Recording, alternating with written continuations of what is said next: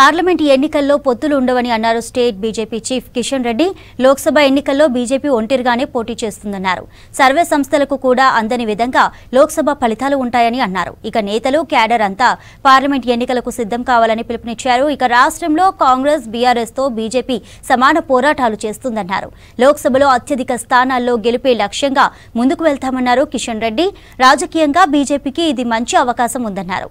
హైదరాబాద్లోని party state ఆఫీస్లో జరుగుతున్న ఆఫీస్ బేరర్స్ సమావేశంలో ఈ వ్యాఖ్యలు చేశారు కిషన్ రెడ్డి. ఈ యొక్క శాసనసభ ఎన్నికల్లో పార్టీ కార్యకర్తలందరూ కూడా గ్రామ స్థాయి నుంచి రాష్ట్ర స్థాయి వరకు అందరూ కూడా అంకిత భావంతో కష్టపడి రాష్ట్ర వ్యాప్తంగా పోరాటం చేయడం జరిగింది.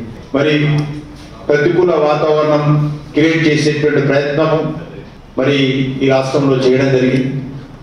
అనేక శక్తులు ప్రయత్నం చేశాయి. అయినప్పటికీ కూడా మరి ప్రధానమంత్రి గారి నుంచి మొదలు పెడితే గ్రామస్థాయి అధ్యక్షుల వరకు అందరూ కూడా మనము కలిసికట్టుగా తెలంగాణలో మన పార్టీ బలాన్ని పెంచుకునేటువంటి ప్రయత్నంలో మనము విజయం సాధించడం జరిగింది. చాలా మంది అభ్యర్థులు కూడా మంచి పోటీ ఇవ్వడం జరిగింది.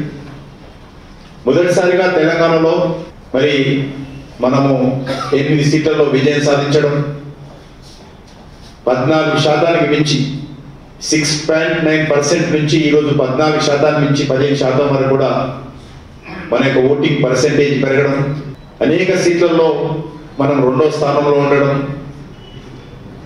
మరి ఒక మంచి పోటీని తెలంగాణలో ఇచ్చేటువంటి ప్రయత్నం భారతీయ జనతా పార్టీ తరఫున మనందరం కలిసికట్టుగా చేసాం.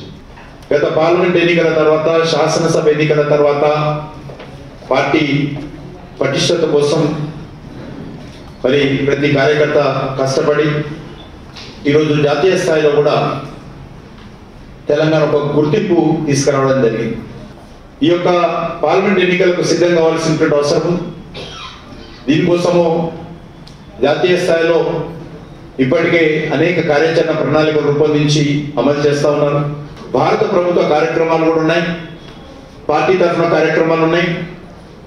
పార్టీ తరఫున చేసేటువంటి కార్యక్రమాలు, భారత ప్రభుత్వం తరఫున చేసేటువంటి కార్యక్రమాల్లో కూడా మనం పూర్తి స్థాయిలో సంకల్ప యాత్ర పేరుతో భారత ప్రభుత్వం చేపడుతున్నటువంటి కార్యక్రమాల్లో ఇవన్నీ కూడా గ్రామాల్లోని యాత్రలు అధికారులు వస్తారు. ఎక్కడెక్కడ ప్రతిరోజు 2 లేక 3 యాత్రలు సభలు సమావేశాలు జరగాలి 2 కేంద్రాలలో. అక్కడ లబ్ధిదారులందరినీ ఇప్పటికే లబ్ధి పొందుతున్నటువంటి లబ్ధిదారులను కానీ ఇంకా వాళ్ళకు భారత ప్రభుత్వం నుంచి నేను చెప్పినటువంటి ఇంకా అనేక పథకాల్లో సహకారం కావాల్సినటువంటి వాళ్ళందరూ కూడా ఆహ్వానించి అక్కడనే అప్లికేషన్ ప్రాసెసింగ్ చేయాలి.